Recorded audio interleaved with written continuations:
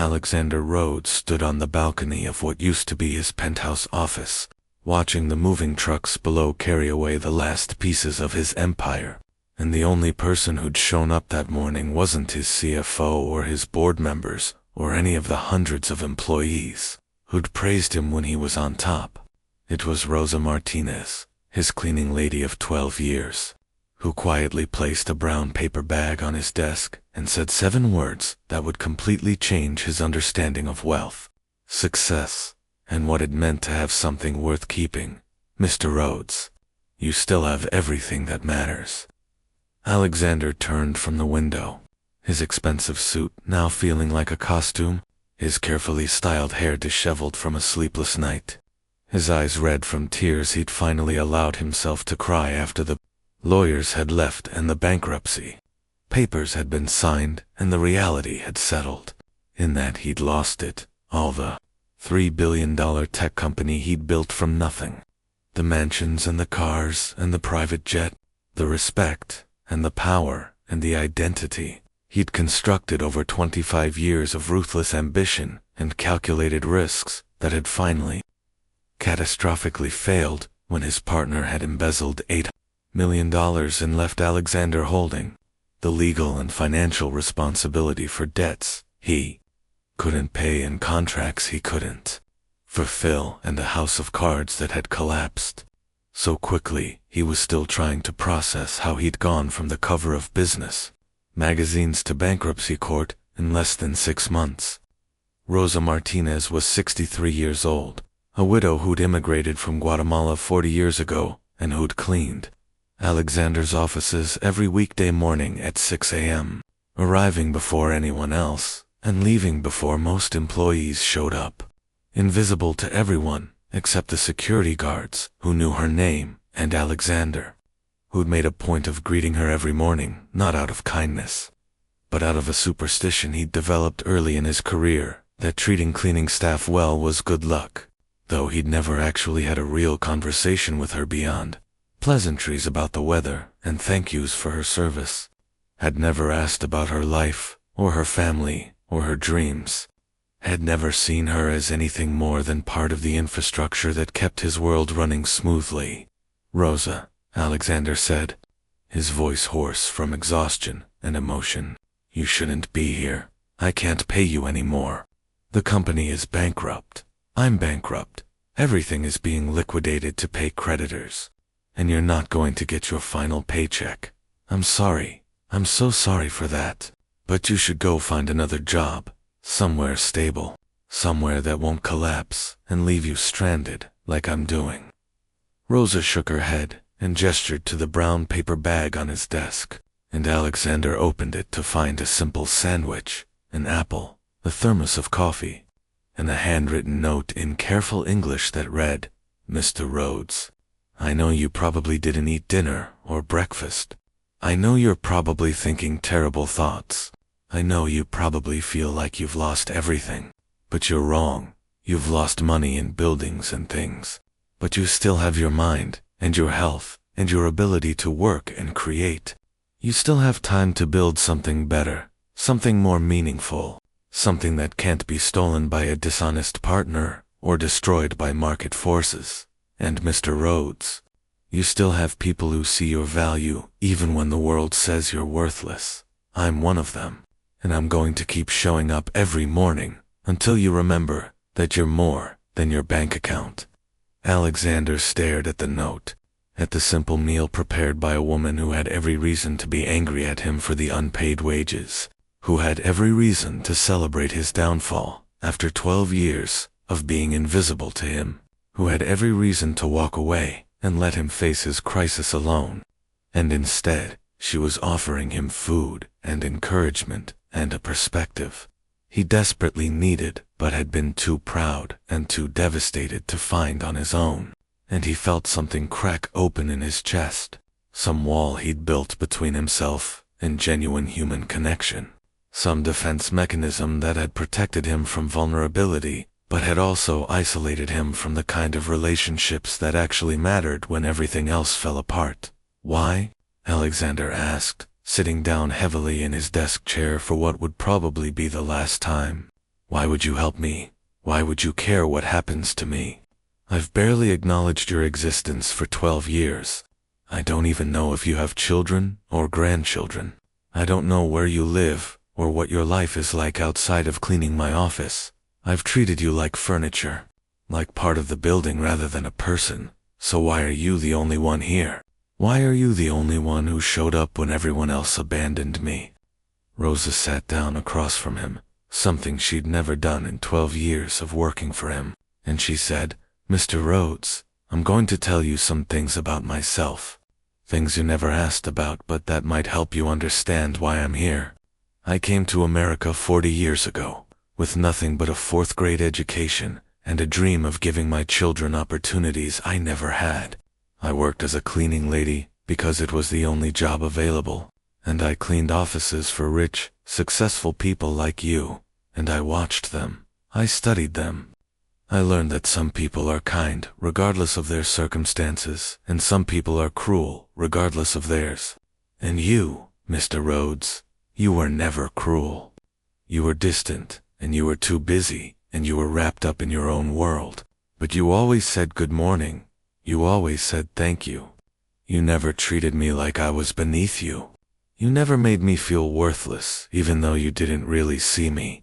And that small kindness, that basic human decency, it mattered to me. It made my job easier. It made me feel respected even when I was invisible. And so when you lost everything, and everyone else abandoned you, I couldn't abandon you too, because you showed me the minimum of human decency, and that's more than many rich people show their cleaning staff. And Mr. Rhodes, I've seen people lose everything before. I've cleaned offices of men who jumped from their balconies, who gave up when their money disappeared because they thought their money was their identity. And I don't want that to happen to you. I want you to understand that you're more than your wealth, that you still have value, that you can rebuild. Maybe not the same empire, but something better, something more connected to what actually matters. Alexander listened to Rosa speak, really listened for perhaps the first time, and he learned that she had 3 children who were all college graduates, a teacher, a nurse, and an engineer, and that she'd put all 3 through school on a cleaning lady's salary through sheer determination and sacrifice and careful saving, and that her late husband had died in a construction accident 15 years ago, leaving her with no pension or life insurance, and that she'd survived that loss and kept working and kept raising her children and had built a life of meaning and connection, despite having a fraction of the resources Alexander had taken for granted. And he realized with humbling clarity that Rosa was richer than he'd ever been, not in money, but in the things that actually sustained you when times got hard: family, purpose, resilience. The knowledge that your worth wasn't contingent on your bank account or your job title or other people's approval. And he felt ashamed of his devastation, ashamed that he'd been contemplating ending his life over the loss of money when Rosa had survived the loss of her husband and had kept going, had kept building, had kept finding reasons to get up every morning. And he asked, "How did you do it? How did you survive losing your husband? How did you keep going when everything fell apart?" Rosa smiled sadly and said, "I cried, Mr. Rhodes. I cried a lot. I grieved. I was angry. I was lost. But I had 3 children who needed me, who were depending on me, and I couldn't give up because they needed their mother.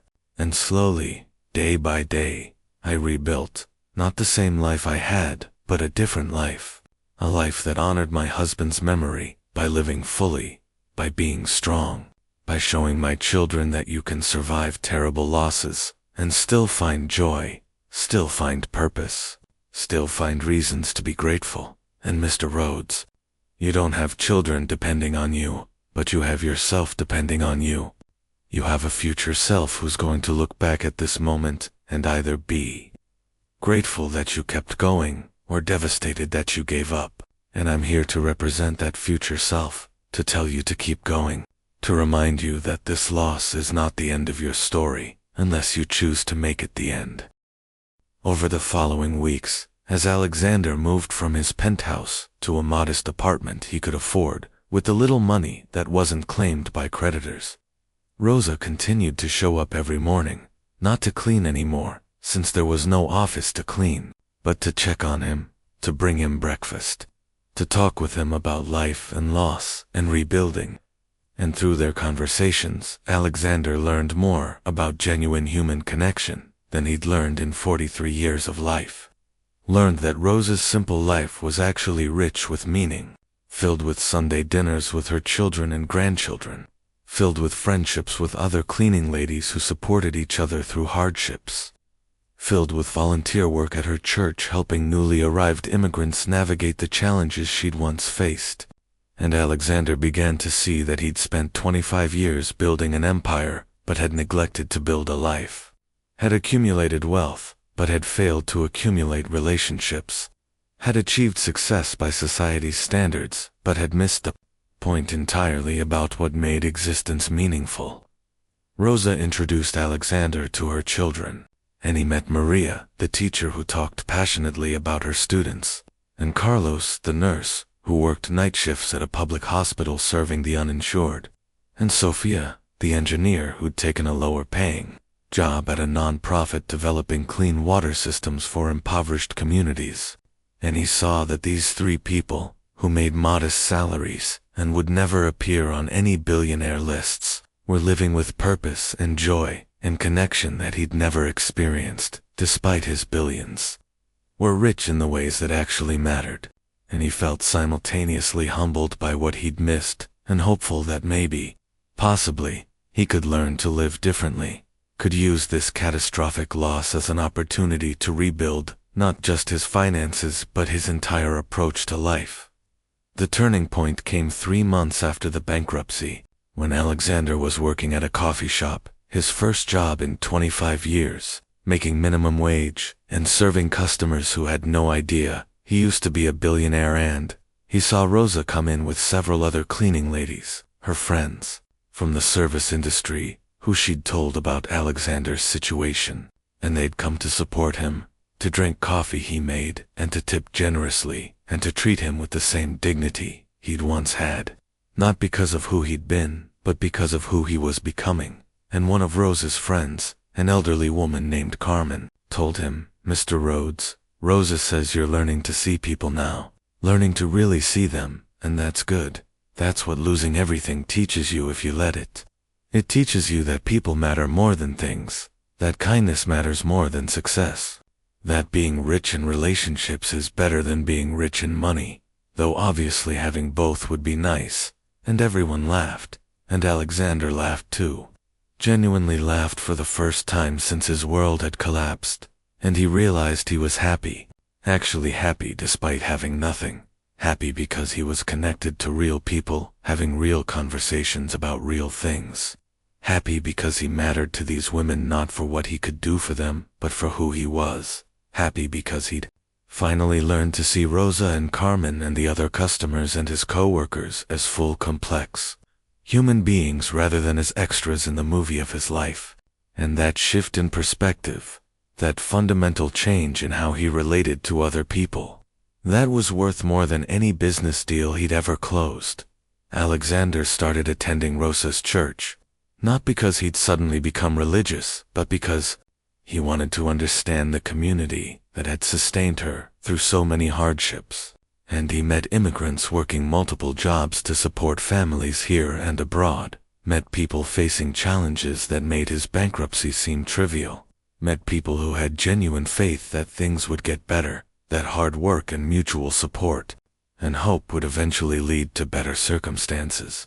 And he started volunteering to teach a business skills class for immigrants wanting to start their own small businesses.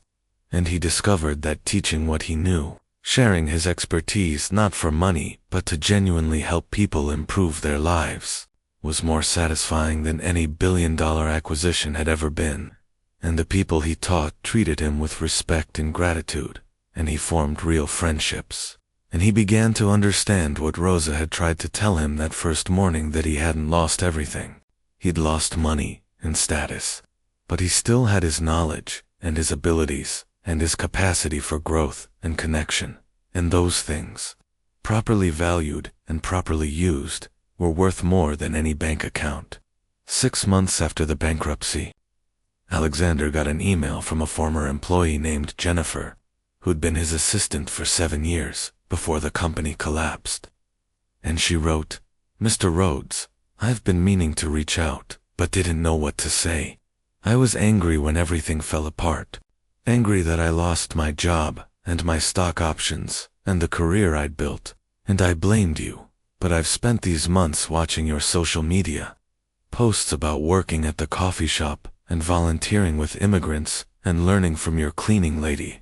And Mr. Rhodes, I need to apologize, because I'm realizing that we all failed you as much as you failed us. We treated you like a machine that produced wealth and success. We never saw you as a human being who needed friendship and genuine connection. We benefited from your success, but abandoned you in failure. And that's not right. That's not how people should treat each other. And I'm writing to ask if you'd be willing to meet for coffee, not to talk about business, but to talk about life, about what you've learned, about how you've rebuilt, because I think I need to learn some of the same lessons." Alexander met Jennifer, and then he reconnected with a few other former employees who'd been following his journey, and they started meeting regularly. And something unexpected emerged. They wanted to build something together again. Not a billion-dollar tech empire, but something smaller, something more meaningful. A consulting company that helped businesses integrate social responsibility and human dignity into their operations. That taught executives what Alexander had learned through loss, that profit and people weren't opposing forces but were complementary when approached correctly. And they started small, working from coffee shops and shared office spaces, keeping overhead low and focusing on mission rather than money. And Rosa, when she heard about this new venture, offered to invest not money, since she had little to spare, but her time and perspective, agreeing to consult on how businesses could better value and treat their service workers. And her insights, combined with Alexander's business acumen, created something unique, a consulting approach that actually worked because it was grounded in both expertise and genuine human understanding. The new company grew slowly but steadily, and after 2 years, Alexander was financially stable again. Not wealthy by his previous standards, but comfortable, able to pay his bills and save for the future, and, most importantly, able to pay Rosa's retirement, insisting that she finally stop working at age 65 and enjoy her remaining years. But Rosa refused the full retirement, agreed to work part-time as a consultant and to take a fair salary, but said she enjoyed working, enjoyed feeling useful, enjoyed being part of something meaningful. And Alexander understood because he felt the same way. The work mattered more than the money now. The relationships mattered more than the status. The knowledge that what they were building helped people live better lives mattered more than personal enrichment. And that shift in values, that fundamental transformation of what he considered success, that was Rosa's gift to him. That was what she'd given him that morning when she'd brought a brown paper bag and told him he still had everything that matters. Years later, when Alexander was invited to speak at a business conference about his journey from billionaire to barista to consultant, about the lessons learned through catastrophic loss and humble rebuilding, he brought Rosa with him, introduced her as his business partner and the person who'd saved his life. And he told the assembled executives and entrepreneurs, "I stood on this stage 10 years ago as a billionaire, and I thought I had everything. I thought success meant wealth and power and the ability to control outcomes. And then I lost it all, and I thought I had nothing. I thought my life was over. And then my cleaning lady, a woman I'd barely noticed for 12 years, showed me that I was wrong on both counts. I didn't have everything when I was a billionaire, because I didn't have genuine relationships or purpose or understanding of what actually matters.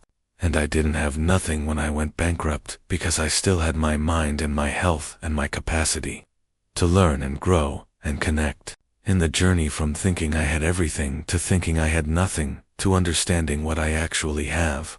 That journey transformed me more than any business success ever did. And the lesson I want to share with you today is this. You can spend your whole life building empires of money and status, or you can spend your life building networks of genuine human connection and purpose. And only the second kind of building will sustain you when inevitable losses come, because money and status are external and can be taken away. But relationships and purpose and the knowledge of your own worth, independent of external validation, those are internal. Those are yours. Those can't be stolen or lost in bankruptcy. And those are what you should invest in first and most heavily. And if you do that, if you prioritize the things that actually matter, then the money and the success become bonuses rather than necessities, become tools for doing good rather than measures of your worth, and you become free. Free from the terror of losing everything, because you understand that the most important things can't be lost. Free from the need to prove yourself because you know your value isn't contingent on others' approval. Free to actually live instead of just achieving. And that freedom, that transformation, that's what Rosa gave me when she showed up with a brown paper bag and reminded me that I still had everything that matters. And I'm spending the rest of my life trying to pass that gift forward, trying to help other people understand the lesson before they have to lose everything to learn it. Trying to build a world where we measure success not in dollars, but in lives touched and relationships built and purpose lived. Because that's the only kind of success that actually lasts, the only kind that actually matters, the only kind that will comfort you at the end of your life when you're not thinking about your bank account but about whether you lived fully, loved deeply, and made a difference in the lives of people around you. And the only reason I can stand here and tell you this truth is because a 63-year-old cleaning lady from Guatemala saw value in me when the rest of the world saw failure, treated me with dignity when I felt worthless, and taught me through her example and her patience and her simple brown paper bag lunches that the best things in life aren't things at all. They're connections and purpose and the knowledge that you matter not for what you have, but for who you are and who you're becoming. And if I've learned anything from losing $3 billion and rebuilding from zero, it's that Rosa was right that first morning. I didn't lose everything that mattered. I just finally lost everything that didn't matter. And that loss, that beautiful, terrible loss, was the best thing that ever happened to me because it forced me to discover what I'd been missing all along. Forced me to see the people I'd been looking past. Forced me to build a life worth living instead of just a fortune worth counting. And that's a gift beyond price. A transformation beyond measure. A lesson I'll carry forever. And the only adequate thank you I can offer to the woman who gave me that gift is to live it fully. To treat every person I meet with the dignity Rosa showed me. To remember that everyone, from the CEO to the cleaning lady, has value and deserves to be seen and respected, and to use whatever success I rebuild not to elevate myself, but to lift others, not to prove my worth, but to help others discover theirs, not to accumulate more, but to give more, because in the end, the only wealth that matters is the wealth you give away. The only success that lasts is the success you share, and the only legacy worth leaving is the legacy of having seen people's worth, having honored their dignity, and having helped them understand that they already have everything that matters.